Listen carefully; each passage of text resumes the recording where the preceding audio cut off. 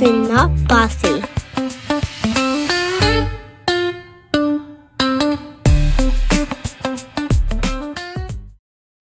Hi everyone, welcome to Saucy Not Bossy. Today I'm really excited. I am nervous. I am going with the flow and I'm just happy for everybody to meet Kelly Weaver. She is a certified law of attraction coach. And today, Kelly, you're going to tell us about you. And I cannot wait to hear more about how you got started reading tarot, how you became a law of attraction coach. So, everyone, welcome and hello, Kelly. Kelly. Aloha. It's so nice to meet you. Thank you for having me. Thank you for coming, and you live in Hawaii. How could you not just be such a powerful, calm soul? What got you to live in Hawaii? Well, that's a dumb question, but, how are you enjoying living in Hawaii? Yeah. Well, it actually isn't a dumb question because I actually am from Pennsylvania. And in 2014, my family and I moved to Hawaii after many synchronistic steps. I actually wrote a book about it called Living Your Own Aloha: 5 Steps to Manifesting Your Dreams. And in the book, I share the story of how we got here. It was actually from a broken ankle in 2009 when I had my awakening, my spiritual awakening that caused us to actually move here. So, very synchronistic, very serendipitous, of course. I will check out the book. Very cool. Did you ever think in your life that you would ever live in Hawaii? No. I mean, growing up, I was actually very poor, and I grew up in the inner city, and I didn't even travel. I we didn't even go to the shore like most people. And so this was like a huge move and a huge dream, and not one that I ever thought would come to fruition. It wasn't even on my radar at all. Wow, that's amazing. That's so exciting. I used to when I was younger because I have a lot of energy to me. I'm like, what do people do all day? Just sit around and what do they do? And now I'm just like, bring me to paradise because I live on the Central Coast and I live by an ocean. And I'm just like, more people need to be by the ocean. It's just so healing. It really is. It really, and this was actually, I know that I was brought here to heal. This is where a lot of my healing has taken place, and how I became a certified law of attraction coach and why I started reading tarot. Hawaii is a very, very spiritual place. And it was no accident that now I can see, as things have unfolded, that this is where I was supposed to be to learn to do the healing and to do the work that I'm doing. Wow. And then what did you do before? Did you like go from finance to law of attraction coach? Yeah. Like what is your I'm story? I'm an educator for 28 years. So, it was very, also when you're a teacher, you're coaching too, right? So it's a very natural kind of blend. But no, I taught middle school English, and so yeah, it was just and got my job and moved here. Actually, it was my dream job. I was actually the director of, I called it fun. I got to plan all the activities at the school. So, just all aligned with what I was supposed to be doing in my purpose. That's really great. Wow. I love it. Well, I'm so excited to meet you. And I know people can have bad connotations about tarot reading, and I've only had great experiences from it. So, all the naysayers out there, I really am excited for them to just dip into what you do. But I just feel like a lot of times people aren't leaning into listening to themselves and just taking a moment of pause. I'm sure you could talk more about that. But I just feel like we're a nation of go, go, go all the time. And I like to say that in Europe, the cancer levels are much lower there, even though they're smoking and drinking more, but they're leisurely doing it. They're doing it not just stepping outside in a work break and smoking, right? They're taking time and enjoying themselves and life, and wherever that brings them, it brings them to, less cortisol, I think, in you. No, I always tell, so I do coaching besides reading tarot, and I always tell my clients that, you cannot pour from an empty cup. And also what you learn in the law of attraction, about when you study the law of attraction, is you learn that hustle is actually not what gets it. It's being in flow, it's being in surrender. And you don't have to, we have a lot of antiquated beliefs about you got to work hard and you got to put in 80 hours a week to make all the money, and that actually is just really not true. When you're in flow, when you're in abundance, It just kind of rolls. And so I love that you're trying to teach that. And I do want to say some things about tarot before we do your reading. Um, Tarot is not a predictive. Many people think, oh, I can go to a tarot reader and they're going to predict everything. You always have free will. So the cards that I pull for you today could be different than a week from now or a few days from now. It's really about I'm capturing right now the energy that you're presenting to me right now today. And I use the tarot as a tool. And that's what I tell my clients. It's a tool. It gives me insight to see what is going on. And again, you always have free will at any point to say, no, that's not my reality. That's not my story. I used to go to a psychic for many years, and he used to say to be forearmed is to be forewarned. And so there's, and also the other thing that we learn when we read, if you learn from a very ethical reader, which I hope everybody that practices tarot is ethical, is that even cards that look bad are not bad. They're just telling us a message and they're giving us a message. And there's always a positive aspect in every card, and there's always a negative aspect in every card, no matter what it looks like. So you can't focus on, oh my gosh, I got this bad card, and that's like, that's it. That's everything, and that's going to happen. That is not necessarily how it works at all. I love that. That's great. Yeah. No, I'm excited. Yeah, that's not how life works. You have to see the good in every little bit and piece, because I feel like our brains, tell us what they want us to feel. But, at the same time, it could be a very positive thing where, our bodies don't get out of bed without our brains telling us to get out of bed every day. Right. So it really, yeah, you really have to lean in. So I'm ready to lean in. I've been so excited. I know you're so busy. So I've been waiting on this for so long. So Yes, you and you know nothing about me, right? I know nothing, and I don't, people ask that. I don't have time to Google people. I don't, okay? I just don't, and here's the thing, I want you to be very honest. If something does not resonate, please do not feel bad saying. I will say this is not to, like, be like a disclaimer, but sometimes it won't resonate today. There Mm, there could be something that you're like, "No, no," but you might in a month, a few days, a week, a year, come back to me and go, "Oh my gosh, do you remember you said this?" And I was like, "No, no, no." Well, blah, blah, blah. So again, right, I'm reading honestly this is the process. So the only thing that I did before we got on this call, and it was right before we get on the call, is I didn't even know what you looked like, okay? So I say your name over and over. And I actually, and this is my process. Every tarot reader is different, but my process is that I touch every one of these cards with your name. And then I tap into my guides, your higher power, angels, God, source spirit, whatever you believe in. And I ask that I set the intention that today I pull the cards of the messages that you need to hear, maybe not necessarily what you want to hear, so that you have clarity and strategy moving forward. Okay. And so that's the way that I do it. Other tarot, they might just shuffle, but for me, it's a very intentional process. And then I ask your guides if there are any messages or any insights that they want to intuitively give me so that I can ask you. So I do want to ask you some questions because your guides did give me some information, but that is the only thing that I do is tap into the name. Now, of course, I have repeat clients, and so a lot of times I know some stories about them as I get to know them. But yeah, you're a blank slate, so it'll be interesting to see what comes up. oh, it's so Oh, Shauna, I'm so sorry. No, no, yeah, you didn't say it, but I just Okay. don't people my mom read a love novel and it was SHA, so it's like Shanna, but she gave birth to me, so we pronounce it Shauna. So I I just love like I should put that instead of like the her, she, I should put like the Yeah, the you for the Shauna. So yeah, we'll put it out there. I just want to put that out there since we thank you. meeting. Yes, thank you. Yeah. Okay, so the way that I start off is I like to start with a past, present, future read. So I'm going to share my screen with you. Okay, so we're going to start with past, present, future. Past is anything that happened right before we got onto the call. Depending on the card, though, it can go back as far as childhood information. Present is going to be your present energy, where you're presenting at today at this very moment, okay? Or within the, day, few hours.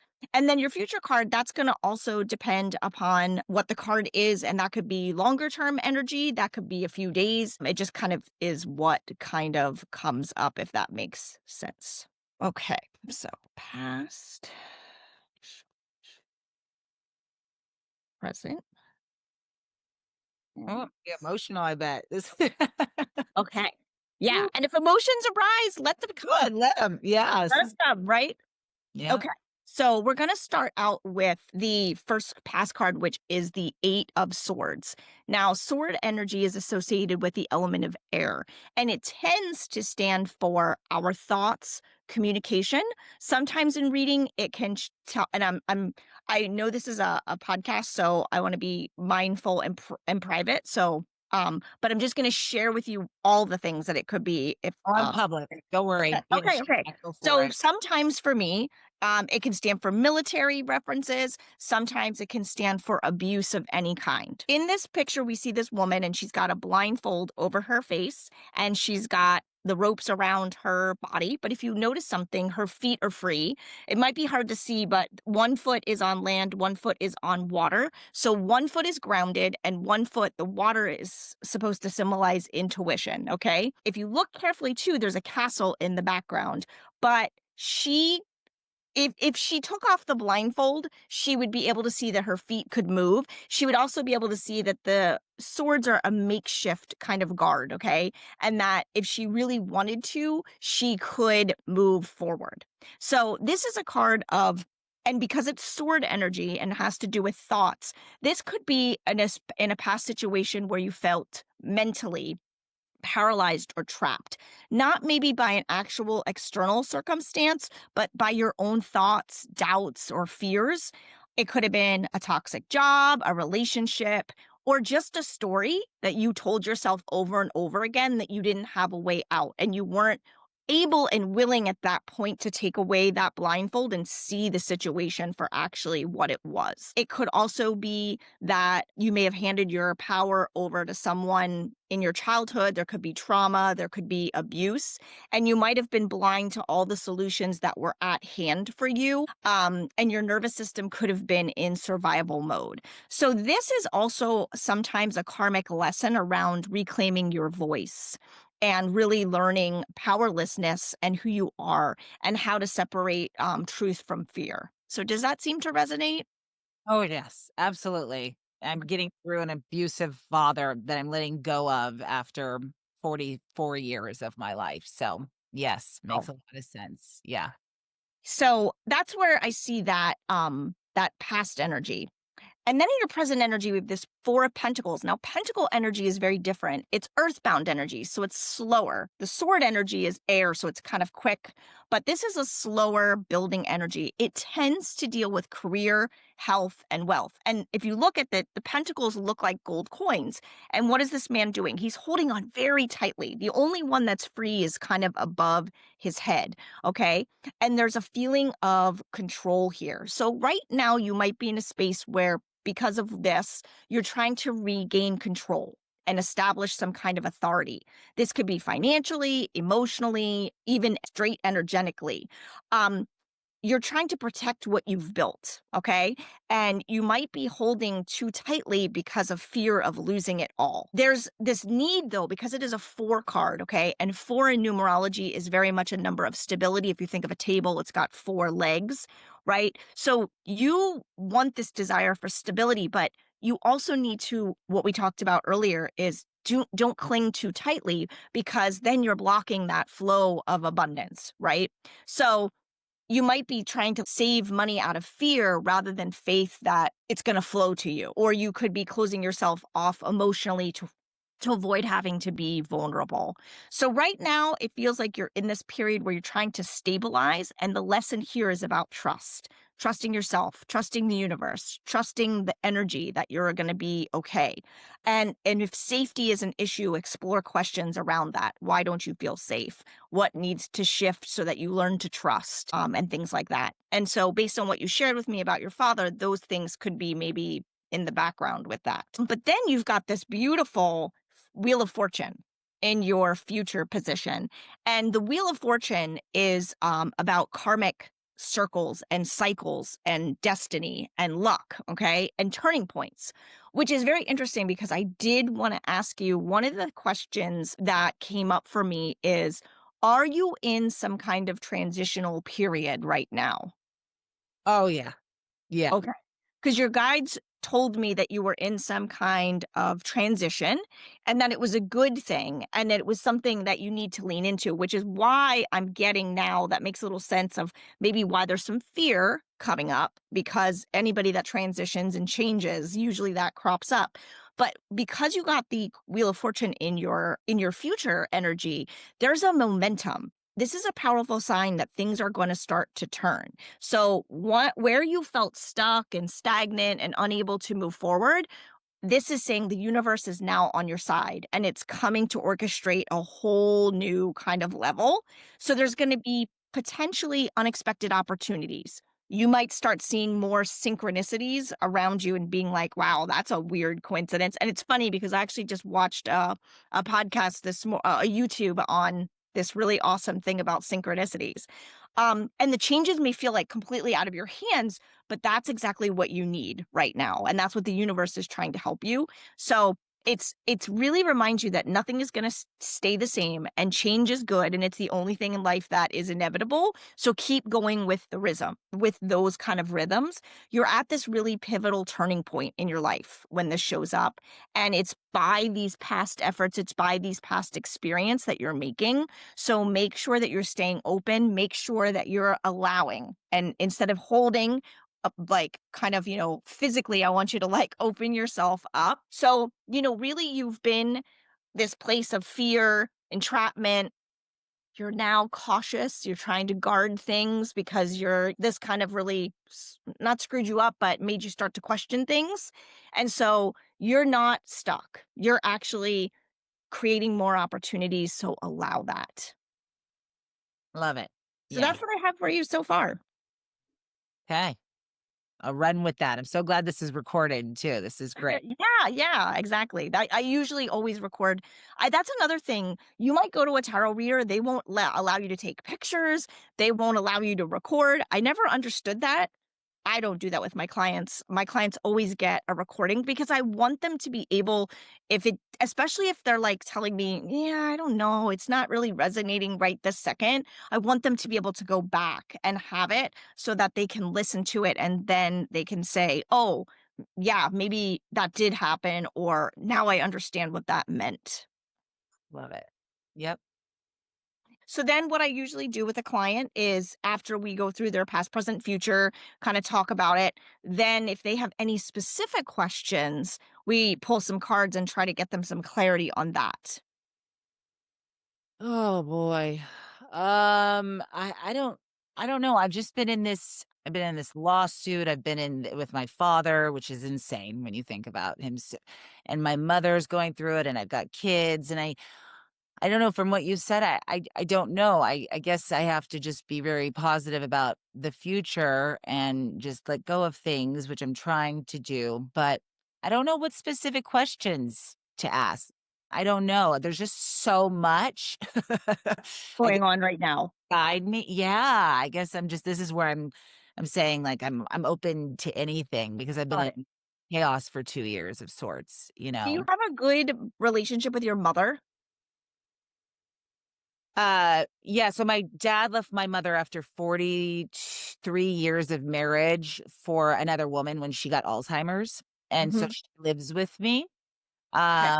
And so it's very sad, but we did, and that's why I started Saucy Not Bossy, because she would say I'm a leader and I wasn't bossy as a little girl. So she's really wonderful. But again, like what you're saying is I held on with the first card. I closed my eyes to a lot of not seeing who he was because she enabled him. And then once he broke off and left and our businesses broke up and all of that, it makes sense with the cards. So that's what I'm going. Ooh, I want to show you how the cards work too. They tell me a story, right? So this is why I asked about your mom, and I was just going to ask you how long they were married. And the reason is this. So I got for your mom like this queen of sword energy. And you said she tried to protect you and she tried to keep you from it, right? So this is a queen who rules by directness, right? She didn't because she didn't tell you all the things, but she's coming from a more cerebral place, like logical. Like in her mind, it was logical not to tell you all the stuff. She didn't And even know, I don't think. Maybe she right. did. Okay, maybe Right, she and maybe she did, and maybe she didn't, but she did what she thought was correct, right? So she came from a more logical place than maybe the Queen of Cups, who is more nurturing and loving and more intuitive, that kind of energy. And then the reason I was going to ask you how long they were married because the Two of Cups is one of the soulmate cards. Now, I know that they're divorced, but it feels like karmically that's a long time to be married to someone. So it's very interesting what I can do with the cards. Sometimes I will ask the cards that, like, give me a story of what's happening with this person and what is going on in their life to kind of get some insight and see what could be happening. Oh, now look at this. I wanted to ask about the father and what's going on with that. So I pulled the father card. This is the emperor. And this is a father who is like, very firm, very hold on, I want to ask. It's just funny that that came out. I'm asking like what you need to know um about this lawsuit. Okay. So I think the lawsuit, what this is saying is you got the Three of Wands, and wand energy is associated with the element of fire. It's what lights us up, it's what sparks us. And this man is standing at the precipice here, and he's at the edge, and he's looking at all that's in front of him. Okay. There's nothing blocking him. He can see there's ships down here. The wands have growth on them. So this is a period of expansion for you. So I really do think that the lawsuit will get settled. It will be in your favor and it's going to propel you forward to be able to really do what you need to do. Yeah. Sorry. No, no, it's good. It's been a it's this is good. This is very good. Yeah. It's a very good thing. Yeah. Yeah. So that's kind of where I see things for you. Wow. Okay, very cool. And then what happens, like, when with your clients, when do people how do they come back? Do they come back in a month? How does your process work, Kelly? Yeah. So it really depends on the client. I have some that like to come back monthly, and then I have some that I don't see for quite some time, and then they pop in. Most of my clients come back within a month to 3 months. They like to do a follow up, especially if depending on what we have talked about, if something happens, it's like, oh my gosh, you're never gonna believe. Here's what happened since our reading, and now they want clarity or they're seeking clarity on something else or specifically. I do a lot of people that are in career or relationship transitions and wanting to see if there's any, information. Again, it's not predictive, but just some information that kind of helps them to see where they are. So that's usually what I recommend. I recommend about 3 months, but some people they really like to come back after a month and figure out some things. Okay. Well, very cool. Yeah, I'll have to and then just one thing to wrap it up. With tarot, what does tarot mean? Like, why would a person wanna go and do tarot as opposed to other forms? Uh, Well, so tarot is a very specific system, okay? So I'm glad you asked that question. There are 78 cards in the deck. They're suits like playing cards. So you got all but a cups card. Let me see if I can find a cups card to show just so you can see what one looks like. Okay. So you got to, oh, I forgot to mention this. My gosh.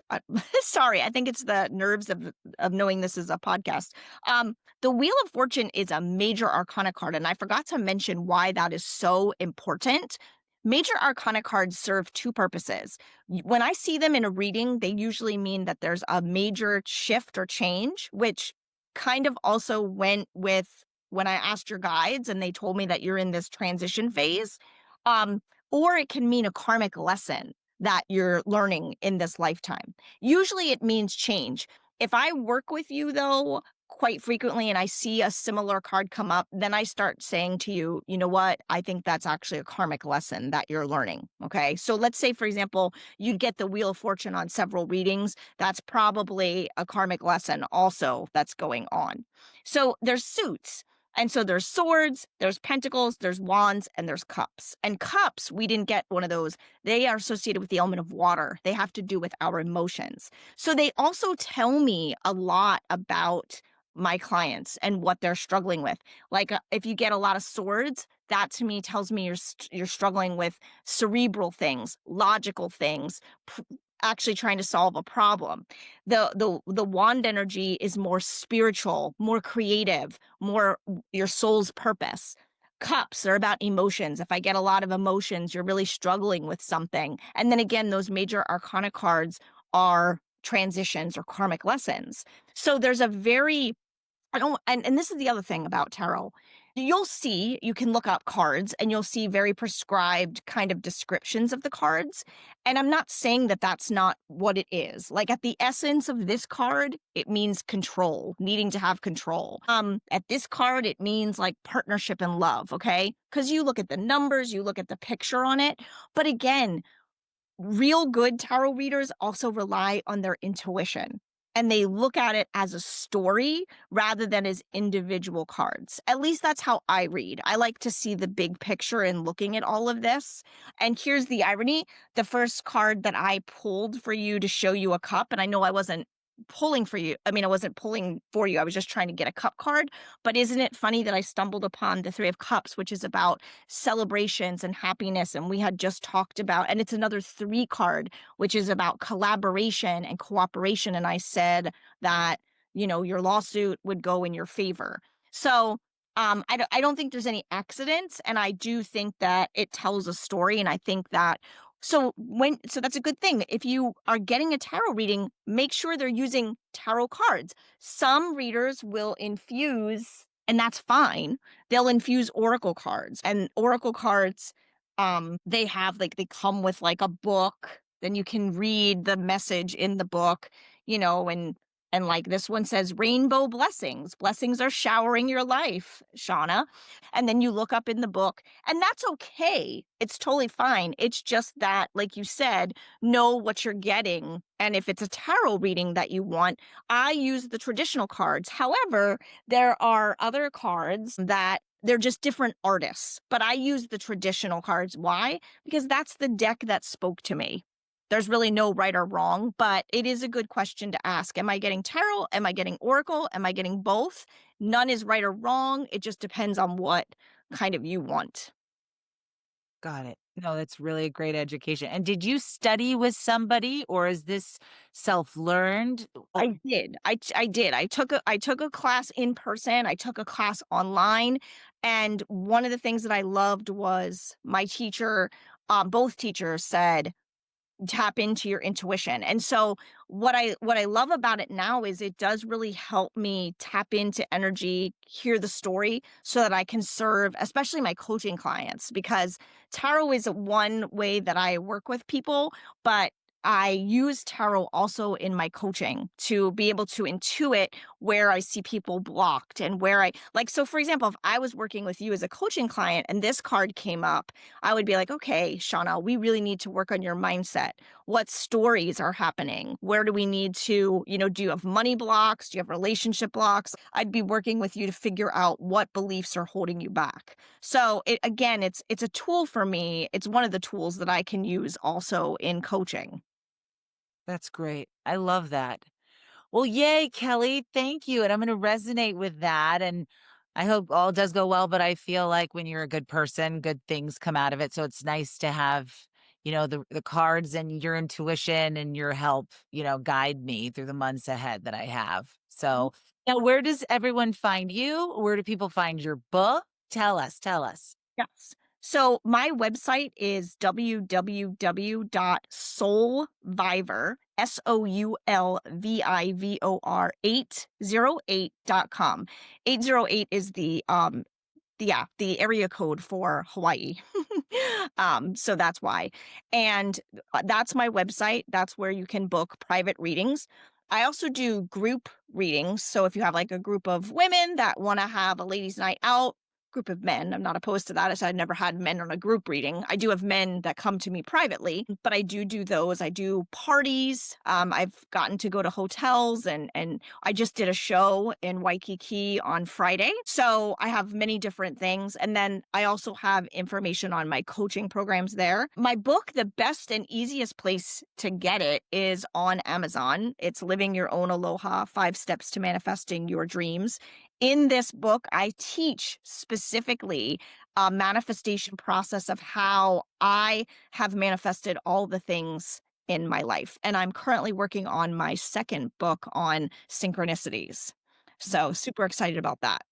Very cool, and I'll put all of that underneath, our video as well. But yeah, Kelly, well, thank you so much, and I'll take you with me, and then we'll connect at a later date. But thank you for teaching all of us about tarot and just being the good one, a good one out there, because I know people have a lot of bad experiences with it. I just feel like it's like that's like with everything, a bad plane ride, a bad Uber ride, a bad Right. therapist. But yeah. Well, thank you for having me. It's really been an honor to read, and I appreciate that you entrusting me reading for you. I know it's a vulnerable and sacred place, and so thank you for taking the chance on me. Awesome. Well, thank you so much, and, have a great month ahead. You too.